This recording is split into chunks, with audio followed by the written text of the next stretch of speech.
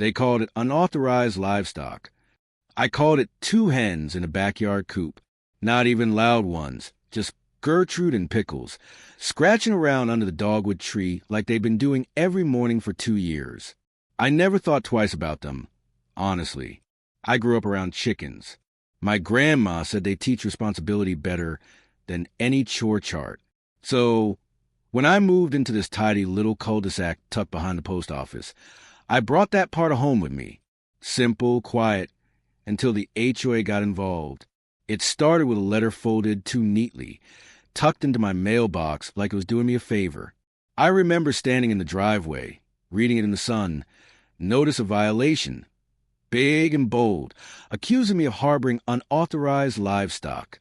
I actually laughed at first. Livestock? You'd think I was running a cattle ranch, not keeping a couple of egg-laying ladies behind a rose bush. Then I read the fine, $50 per day, retroactive to the day they claimed they'd observed the offense, which, according to them, was nearly a month ago. Do the math. Thing is, I had never seen a board member step foot in my yard. So I walked Gertrude and Pickles back into the coop, locked the gate, and started wondering if this was about more than chickens. That's when I noticed something strange about the signature on the notice. The HOA president, a woman named Beverly, had also just put her house on the market, and word was she was hoping to land a cleaner image in the neighborhood before showing it off to buyers. Sound familiar? Let us know in the comments where you're watching from, because what happened next still feels surreal. Even for a guy like me, I figure it was a mistake, a dumb mix-up, or maybe Beverly overreaching on her way out. So I called the number on the notice, expecting a calm chat, maybe a chuckle once they realized they were finding me over a couple of chickens that were basically quieter than most people's dogs. But the woman who answered, she didn't laugh. Her voice was clipped, rehearsed. Sir, the presence of livestock on residential property without board pre-approval constitutes a Class C violation. She didn't even ask my name. I tried to explain they were pets, registered with the city. Coop was clean, no noise, no smell. But she cut me off like she was reading from a manual. Appeals may be submitted in writing within 10 business days. And then click. That's when I realized this wasn't about policy. It was about power. The next morning, I walked the block with a notebook. I'd never paid attention before, but suddenly I started seeing things. Kids with tree swings, gardens stretching past the fence line, one neighbor with a whole koi pond in his front yard. It wasn't just me pushing the rules. The difference? Nobody else was getting fined. That same evening, I found a new notice on my porch, taped to the door with more aggression than necessary. A photo was stapled to the top. Gertrude and Pickles, caught mid-waddle, taken from inside my backyard. I felt in my chest, that sinking, slow motion feeling you get when you know someone's crossed a line. Someone had come onto my property, without permission, just to snap a photo of 2 chickens, and they were using it to threaten me with hundreds of dollars in fines. They had no idea who they were messing with. The part they didn't know, the part that was about to make all this very uncomfortable for them, is that I work for the USDA. Yep, I'm a federal agricultural inspector, not the clipboard at the county fair kind, either. I inspect commercial operations, livestock welfare, farm compliance, biosecurity. I've written citations that shut down facilities 3 states wide. I know the law. I know what livestock actually means. And more importantly, I know how to read people who think rules only apply to everyone else. So I didn't file an appeal. I sent a formal rebuttal on USDA letterhead. 3 pages. Legal language. Clear citations. Definitions from the state AG code outlining the difference between livestock and personal poultry. I copied the city. I copied the county zoning board. And just to twist the knife a little, I included a brief paragraph at the end about trespassing. Because that photo, whoever took it had to have come through my side gate. And that wasn't just a code violation. That was a whole different ballgame. 2 days later, I saw Beverly walking past my yard, fast and stiff like her knees didn't bend.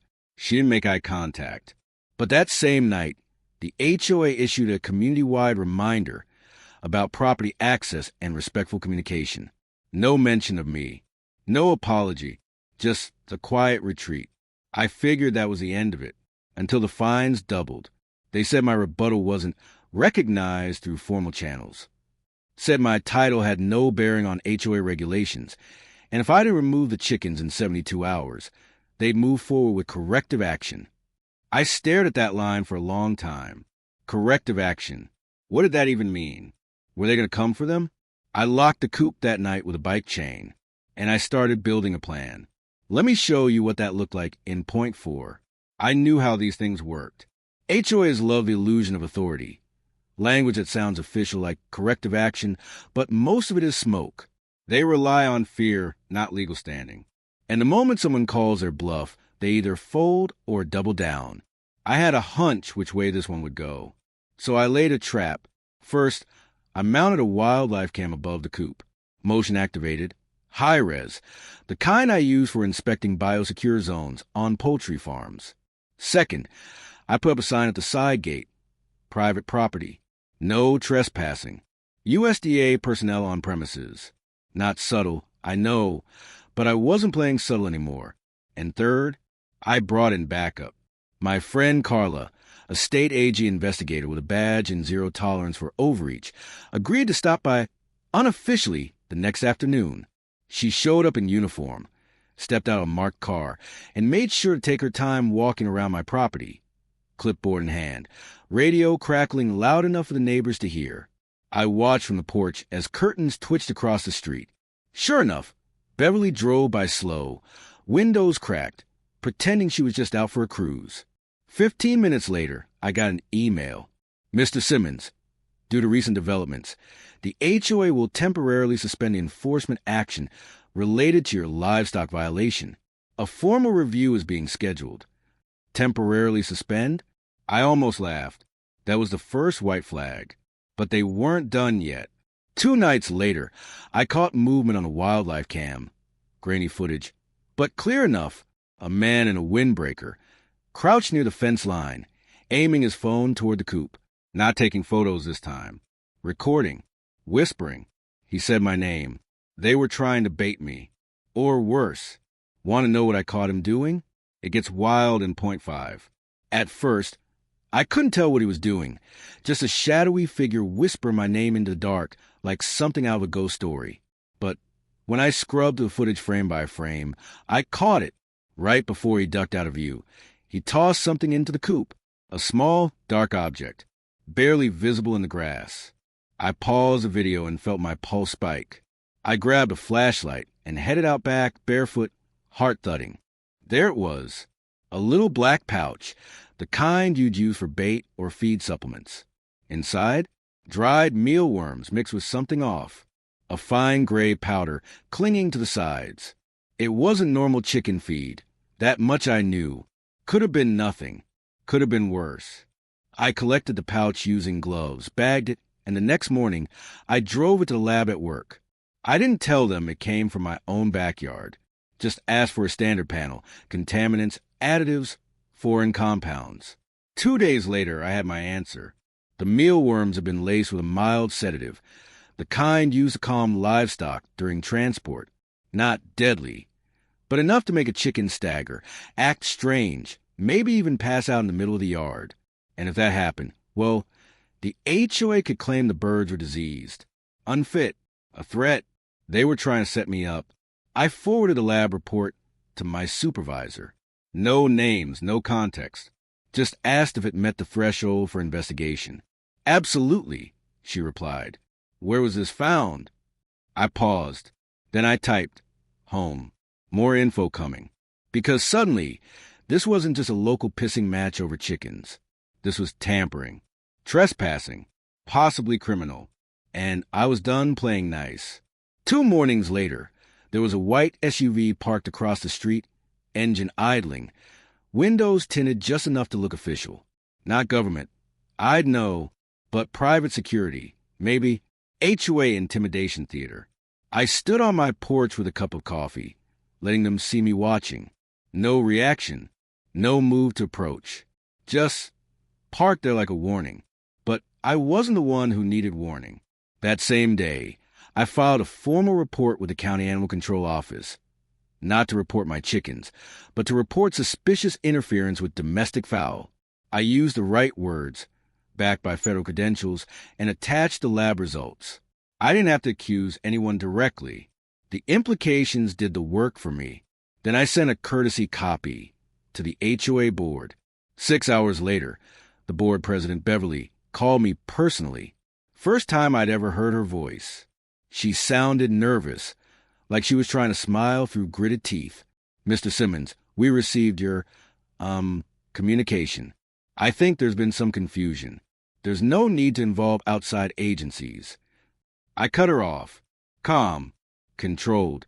"You had someone drug my chickens, Beverly." Silence.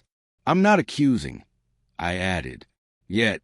But I've got footage, I've got test results, and I've got contacts who take biosecurity breaches very seriously." She cleared her throat. "Let's not escalate this. Maybe we can meet, talk things through." "I'd love that," I said. "We can discuss it with a county rep present." She hung up.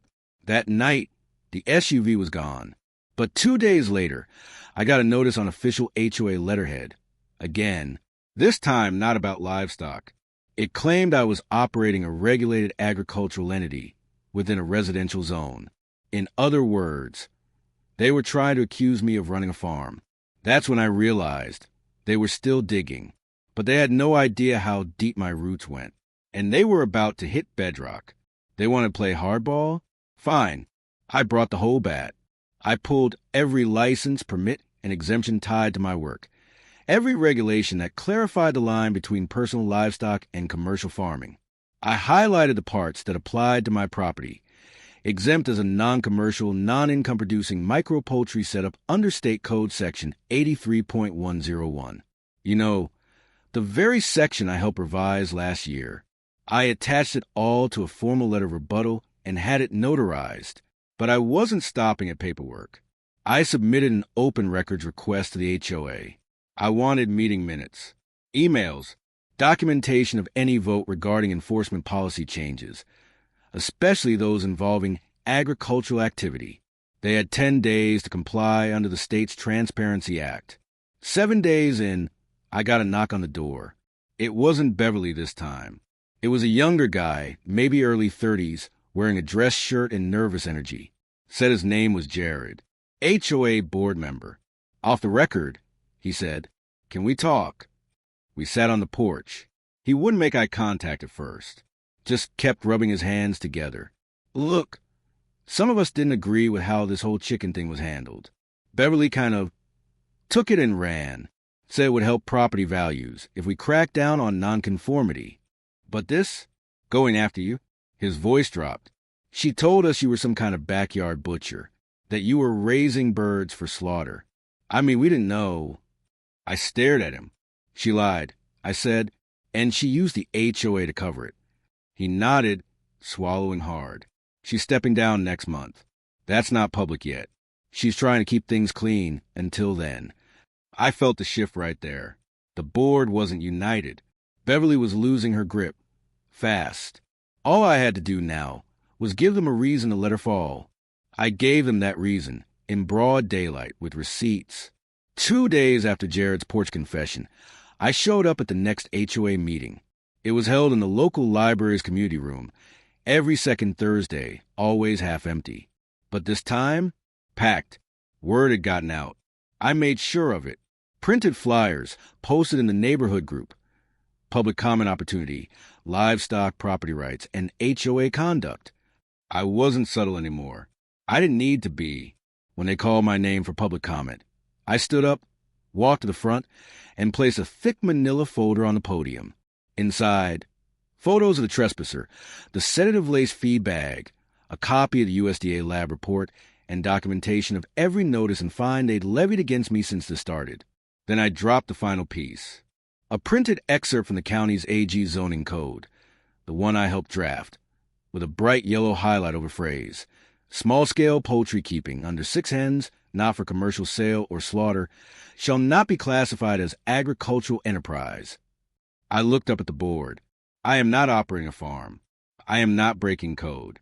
I am not endangering property values. What I am is a federal agricultural inspector with authority to evaluate livestock management practices and regulatory compliance across 5 states. And what I've seen here, this HOA has crossed so many lines. I could write a training module on it.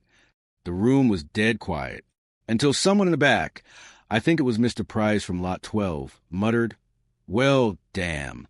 Then Jared cleared his throat.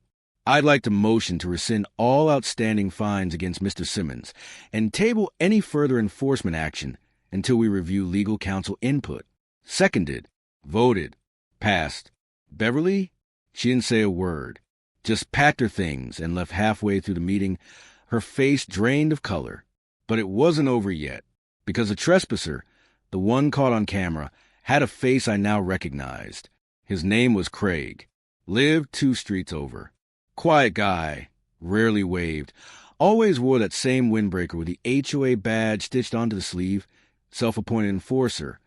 Beverly's little watchdog. I hadn't made the connection until I went frame by frame on the wildlife cam footage and caught a glint at his watch. The exact same one he wore to every HOA meeting. After the vote to rescind my fines, I didn't go looking for him. I waited. And sure enough, 2 mornings later, he came by on his usual dog walk route. Like he hadn't been caught sneaking into my yard at 2 a.m. whispering my name like some low-budget horror villain. "Morning," he said, fake casual. I stepped off the porch and met him on the sidewalk. "You dropped something the other night," I said, holding up a Ziploc bag. Inside was the bait pouch, sealed and tagged, complete with chain of custody from our lab. His face froze. I don't know what you were." "Don't." I cut in. "Wildlife cam caught you. Night vision.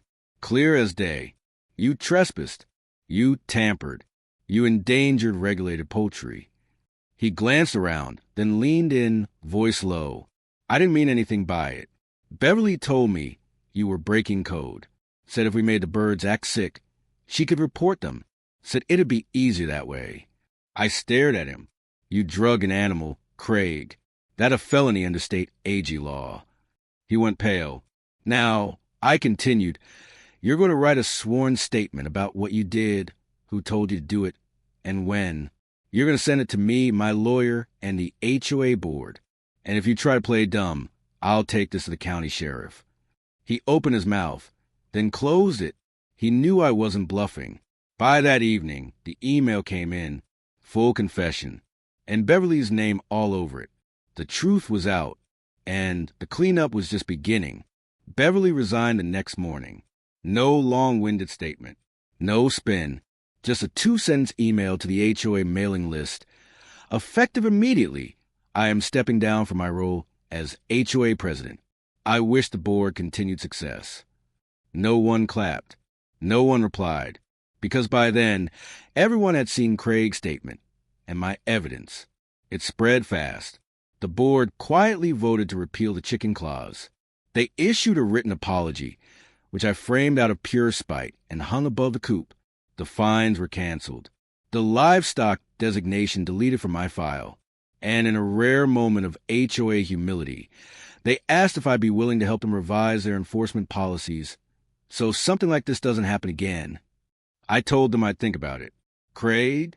He vanished. House went up for sale a week later, and the windbreaker? Never saw it again. As for Beverly, word around the neighborhood was she tried to run for city council, but that little stunt with the drugged chickens followed her like a bad smell. Turns out people don't love electing someone who spies on neighbors and tampers with poultry. The coop is still there, just Gertrude now. Pickles passed away last fall. I buried her under the dogwood, right next to a ceramic marker I made from an old USDA badge I had retired. Felt fitting. Sometimes I sit on the porch with my coffee and just watch the yard. Quiet now, peaceful. And I think about how easily this could have gone another way. How close they came to steamrolling me with paperwork and policy and fake authority. But they forgot one thing: I am the paperwork. I am the authority. They messed with the wrong chicken guy. And I'm not going anywhere.